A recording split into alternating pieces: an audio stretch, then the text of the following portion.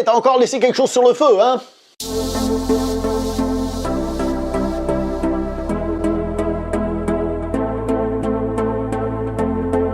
Bonjour à toi très cher spectateur, bienvenue pour cette nouvelle critique en post-projection. Elle va être aujourd'hui question du film Dans la brume, un film français de science-fiction, un film français catastrophe, réalisé par un Canadien. Ah, voilà, on est tous rassurés, on se disait bien que c'était pas très possible, et ben maintenant on a une explication. Ça reste quand même un film français, ça se passe à Paris, etc. Au niveau des acteurs, je vais vous lire la liste parce qu'il y a plein d'acteurs qui méritent qu'on parle d'eux. Alors, d'abord, on a Romain Duris, on a Olga Kurylenko, nous avons la toute jeune Fantine Ardouin, je vais le dire comme ça, nous avons Michel Robin, Anna Gaylor, et je vais m'arrêter là. Pour ce qui est de la note et de la vie globale, il faut bien comprendre un détail, je m'attendais à me faire chier sur ce film. Très clairement, je m'attendais à me faire chier. Je me suis dit, c'est bon, je vois venir le truc, surtout au début du film, quand le film a commencé, je vois venir le truc, ça va être un huis clos, les mecs vont être enfermés, puis ils vont papoter pendant 300 ans, ça peut être vachement bien. Et en fait, le film n'est pas du tout comme ça, c'est un film très divertissant, etc., etc. Donc je m'attendais à un truc très mauvais, finalement il est bien. Donc j'ai été surpris en bien, ce qui va peut-être influencer ma vision. Moi, la note que je donne à ce film, c'est 8 sur 10, largement mérité. Nous sommes ici face à un film de divertissement pur et qui n'a pas peur. Au début, je me suis dit que peut-être le fait que ce soit français, il n'y aurait pas trop de budget, comme j'ai dit, ça va devenir un huis clos, ils vont rester facilement enfermés à papoter et tout ça. Et en fait, très rapidement, les personnages sortent de cette zone et le film n'a pas peur de faire ça à plusieurs reprises. Donc en gros, pour vous faire simple, Paris est envahi par une brume mortelle qui tue les gens, mais elle monte seulement jusqu'à un certain niveau, donc en haut des immeubles, les étages les plus élevés arrivent à survivre à ça, et c'est là que se sont planqués un couple, un autre couple, un couple de personnes un petit peu plus âgées. Et donc, comme j'ai dit, moi je m'attendais à qu'ils restent là, planqués tout le temps, et en fait non, ils n'hésitent pas à aller dans la rue, à se balader, à avoir des aventures vachement cool, du pur divertissement, c'est vachement sympa. Alors oui, cette brume qui empêche un petit peu de voir trop loin et tout ça, ça fait un petit peu office de cache-misère, mais ça ne se ressent pas du tout dans le film, au contraire, c'est ce qu'on appelle un bon artifice du coup. Ça marche très bien. Au niveau des rebondissements, comme j'ai dit, le film est assez, entre guillemets, rythmé, il se passe des choses, il y a un peu des scènes d'action, entre guillemets. Faut reconnaître qu'elles sont un petit peu tirées par les poils des fesses, non pas forcément, mais qu'elles arrivent à des moments où on se dit ah bah tiens, ça devait arriver, parce que sinon là, ça commence à être un petit peu longuet, puis on a l'impression que c'est un peu des petites astuces pour qu'il y ait des choses qui se passent.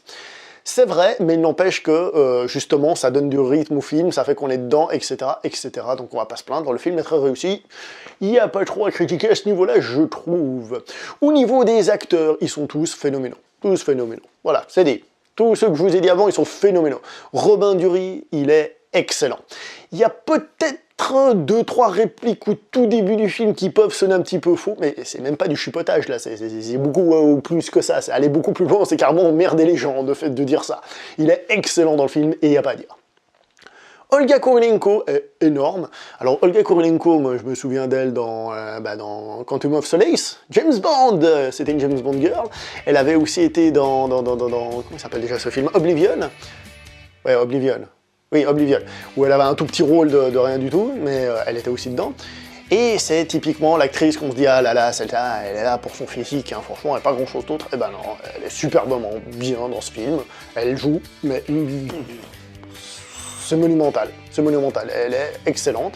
Et j'ai envie de parler aussi du couple de petits vieux, donc interprété par Michel Robin et Anna Gaylor, qui ils forment un couple simple, hein, ils tombent pas dans la niaiserie totale, peut-être à un moment, mais justement, et ça fait plaisir de voir un de ces couples bien écrits comme ça passe très bien. Sans oublier la petite Fantine Ardouin, qui joue la fille, et qui elle aussi, elle est très bien, donc il n'y a rien à dire. Niveau direction des acteurs, le film, il fonctionne de feu de Dieu, il faut pas avoir peur du tout pour ça.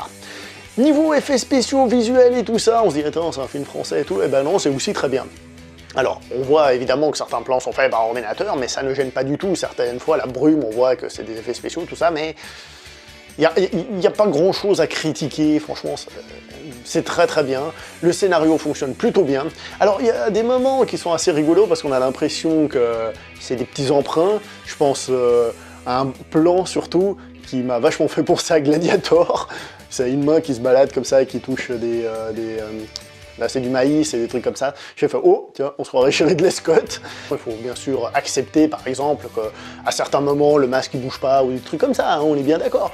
Mais si on accepte tout ça, dans le film, il n'y a aucun problème, le film fonctionne très très bien. Le défaut au niveau du scénario, peut-être, c'est que c'est pas hyper giga original.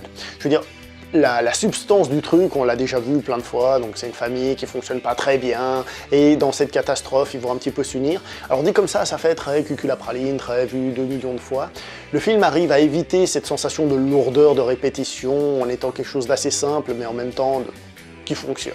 La réalisation est excellente, avec des caméras qui suivent les personnages, c'est excellemment bien fait, même au niveau du son, la musique, bien que comment dire, c'est pas une musique qu'on va réécouter sur CD wouhou le soir, mais c'est une musique qui souligne bien les moments, et il y a un moment donné, pour parler du travail du son, il y a quelqu'un, c'est fait tellement bien, il rentre dans un endroit, et il demande s'il y a quelqu'un, et du coup on entend cette résonance, et avec ce plan qui est sur lui, et ben du coup on a un petit peu peur qu'il se passe quelque chose. Alors à des moments il y a des facilités, par exemple dans cette même scène, il y a un moment donné, tu fais bon bah il va se passer ça, c'est évident, hein, mais le film fonctionne très très bien, pour moi c'est un film qu'il faut aller vraiment voir. Alors je tiens à préciser qu'il y a beaucoup de gens qui aiment bien soutenir les films français parce qu'ils sont français, surtout quand ils sortent du lot. Personnellement, je m'en fous un petit peu, d'accord?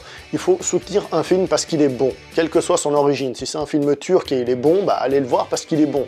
Ça influencera autant le cinéma turc que le cinéma américain qui voit qu'ils ont du succès, que le cinéma français qui voit qu'ils ont du succès, etc., etc. Alors je veux bien qu'il y ait du patriotisme et qu'on se dise « Ouais, c'est un film qui sort de l'ordinaire, faut aller le soutenir ». Non, non, non, non. Faut aller voir un film parce qu'il nous plaît, d'accord? S'il est bon, on soutient. S'il n'est pas bon, on soutient pas, quelle que soit l'origine du film. C'est tout. Enfin, ça c'est mon point de vue. Après, vous faites comme vous voulez, comme d'habitude, tant pour le soutien des films que ce que vous pouvez penser de ce film ou d'un autre film. Moi, je vais m'arrêter là pour cette vidéo, parce que je pense que j'ai déjà dit assez de choses, le reste serait du spoil et commencer à raconter le film.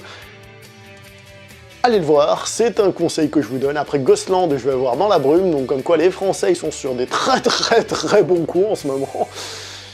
Voilà quoi. Allez, ciao tout le monde!